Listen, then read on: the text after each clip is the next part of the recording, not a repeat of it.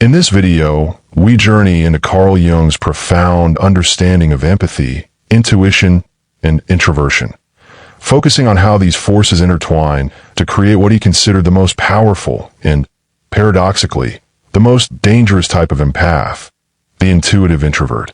By connecting Jung's theories to the modern INFJ personality type, this video unveils why INFJs possess an almost supernatural ability to see beneath human behavior, decode emotional energy, and transform pain into wisdom. You will discover how Jung's insights into introverted intuition, shadow integration, and psychic transformation reveal the psychological architecture behind the INFJ's depth, empathy, and emotional intelligence. Let's get right into it. Carl Jung believed that the psyche is not merely a bundle of thoughts or emotions, but an intricate network of conscious and unconscious energies. When he explored the concept of empathy, intuition, and introversion, he was uncovering layers of human perception that go far beyond ordinary sensitivity. Jung saw intuitive introverts, particularly those whose empathy was deeply rooted in the unconscious, as possessing an extraordinary ability to perceive beneath appearances. To him, such individuals were not just sensitive souls, but spiritual seers capable of seeing the unseen motives, emotions, and patterns that govern human behavior. For Jung, empathy wasn't merely emotional resonance. It was a psychic function, a form of intuitive knowing that connects the inner world of one person to another's without words. The most dangerous kind of empath, therefore, was not the one who simply felt too much, but the one who understood too deeply. He observed that introverted intuitives, like the modern INFJ personality type, operate through what he called introverted intuition, a function that penetrates below the surface of experience, allowing them to perceive symbols, archetypes, and hidden meanings that others often overlook. Their empathy isn't sentimental, it's visionary. It allows them to see not just what someone feels, but why they feel it, and what that emotion signifies in the larger pattern of their life. This depth of perception, Jung warned, is both gift and danger, because when an empath can see so deeply into others, they're no longer playing on the surface level of human interaction. They are standing at the threshold between the conscious and unconscious worlds, tapping into the psychic field that binds all human beings. The intuitive introvert becomes a mirror, one that reflects not only what people want to see, but also what they hide, deny, or suppress. Jung saw this as a kind of sacred power, but also as a perilous one. Such individuals are often misunderstood because they awaken discomfort in others. Their presence exposes hidden truths, and truth, in its raw form, can be unsettling or even threatening. When we map this insight onto the modern INFJ personality type, we begin to understand why Jung might have described them as the most dangerous empaths. INFJs combine two unique cognitive functions, introverted intuition with extroverted feeling, giving them an uncanny ability to understand both the inner psychological landscape and the external emotional climate. They can read a room without anyone saying a word. They can sense emotional dissonance, hypocrisy, or hidden tension almost instantly. What makes them dangerous is that they do not just sense these things, they understand them. They know what drives people, what they are afraid of, what wounds they are hiding, and what masks they wear to protect themselves. Jung would have said that such insight gives INFJs a kind of psychological X-ray vision. But he also recognized that this power can cut both ways. The intuitive introvert's gift of perception can easily turn into a weapon if it is not grounded in empathy, morality, and self-awareness. Because they can anticipate and understand the motives of others, they can manipulate them just as easily as they can heal them. This is the double-edged sword of the empathic intuitive. When unbalanced, they can become shadow empaths, using their intuitive awareness to control outcomes or shield themselves through emotional detachment. When balanced, however, they become some of the most compassionate and transformative people in existence. Jung often warned about the shadow side of empathy. For intuitive empaths, their sensitivity to other people's pain can cause them to lose their sense of self. They can absorb emotional energies that aren't their own, blurring the line between self and other. In such states, The intuitive introvert may feel overwhelmed, anxious, or drained, not realizing that they are carrying emotions that do not belong to them. But when such an empath learns to differentiate their own psychic boundaries from others, they evolve into something rare, a conscious empath who can stand within another person's storm without being swept away. This mastery of emotional energy makes them formidable. They see, feel, and know too much to be deceived.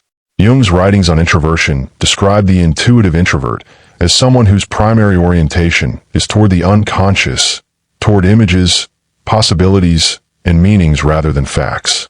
The danger of such an orientation, he noted, is that these individuals can become detached from reality, lost in their inner visions. But when properly integrated, their intuitive function becomes prophetic. It allows them to foresee outcomes, sense collective movements, and intuitively grasp the direction of another's destiny. This prophetic edge is why INFJs often feel like old souls or visionaries. They intuit patterns long before others see them. To Jung, such perception was not supernatural. It was the result of the psyche's deep attunement to archetypal energies moving through the collective unconscious. INFJs, as intuitive empaths, are not easily controlled because they operate from inner conviction rather than external validation. Jung believed that intuitive introverts follow an internal compass, one that is guided by unconscious wisdom rather than social approval. Their empathy does not make them submissive, it gives them insight. Once they understand a person's emotional architecture, they become psychologically immune to manipulation. You cannot gaslight someone who perceives the energy behind your words. You cannot deceive someone who reads intention as clearly as language. In a world built on surface appearances, such perception is unsettling and often feared. This is why Jung viewed the intuitive introvert with both admiration and caution. They have the power to dismantle illusions, both personal and collective. Their empathy pierces the ego's defenses and brings hidden motives to light. Yet they often pay a price for this gift. Because they sense the truth behind people's facades, they are often alienated, misunderstood, or even resented. Their insights can feel intrusive to those who would rather not confront their inner conflicts. Jung called this the burden of consciousness. The more light you bring into darkness, the more shadows you awaken. For INFJs, this means living in constant tension between their desire to help and their awareness of truths that others cannot yet face. Still, Jung believed that intuitive empaths serve a vital function in society. They act as moral compasses, healers, and visionaries. Through their empathy, they bridge the gap between the rational mind and the emotional soul. They help others confront their shadow selves, not through accusation, but through understanding. Yet, precisely because they awaken consciousness, they are dangerous in the Jungian sense. They disrupt illusions, expose hypocrisy, and challenge emotional dishonesty. Their danger lies in their truth. They do not play by superficial rules of engagement. They perceive life through a symbolic and psychological lens that exposes what lies beneath. For Jung, the most dangerous empath was not the one who suffered in silence, but the one who had integrated their suffering into wisdom. Once the intuitive introvert learns to control their inner world, to differentiate between intuition and projection, empathy and enmeshment, they become psychologically indomitable. They can love deeply without losing themselves. They can discern without judging. They can forgive without forgetting. And in this mastery, they embody what Jung described as individuation, the process of becoming whole. INFJs represent this archetype that Jung talked about vividly. They are gentle on the outside but guarded within, compassionate yet discerning, nurturing yet fiercely independent. They possess the emotional intelligence of the empath and the perceptual depth of the mystic. Jung would have said that they are dangerous not because they wish harm, but because they see through the veils that keep others blind. Their empathy is not weakness. It is power refined through awareness. They are the quiet storm, the serene force that senses the patterns of fate, the inner architects of meaning in a chaotic world. So when Jung hinted that intuitive introverts are the most dangerous empaths, he was not describing danger in the conventional sense. He was describing the kind of power that comes from seeing truth clearly, the power of insight, the power of authenticity, and the power of a soul that cannot be deceived. To encounter such a person is to encounter your own reflection, stripped of pretense. That is why people fear them, why they cannot be controlled, and why their empathy, anchored in intuition, remains one of the most transformative and untamed forces within the human psyche. Jung would have said that what makes these intuitive empaths even more formidable is not merely their ability to see through others, but their ability to see through themselves. The INFJ, as the living embodiment of Jung's introverted intuitive type, is a perpetual self-observer.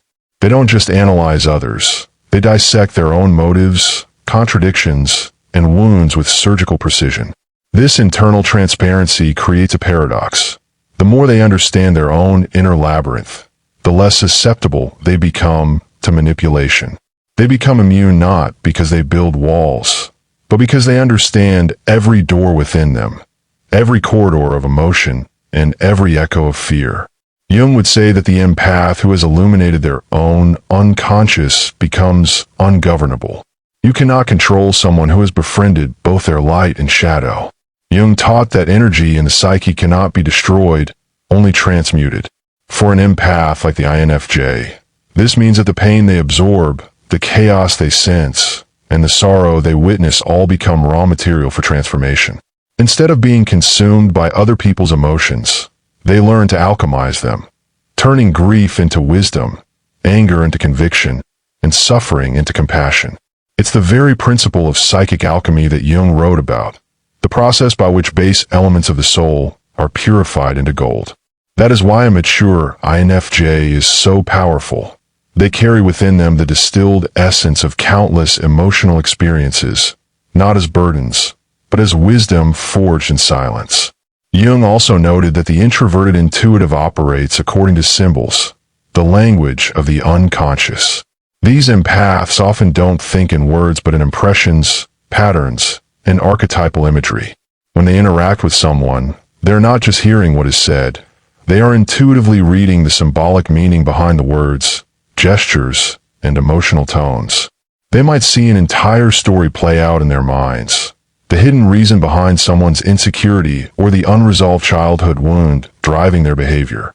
Jung would describe this as the psyche communicating through symbolic revelation. The danger in such perception is that it can alienate them from reality, because what they perceive transcends logic. But when balanced, this symbolic vision becomes a profound tool for healing. They can help people reconnect to the parts of themselves buried under years of denial. They see not just who you are, but who you could become. Yet Jung warned that such deep connection with the unconscious exposes the intuitive empath to psychic fatigue. Because their awareness penetrates so deeply, they must constantly guard against being overwhelmed by psychic material, the collective emotions and archetypal energies that drift in the unconscious field. INFJs often retreat into solitude, not because they dislike people, but because they need to detox from humanity's noise. Jung saw this withdrawal as necessary for individuation.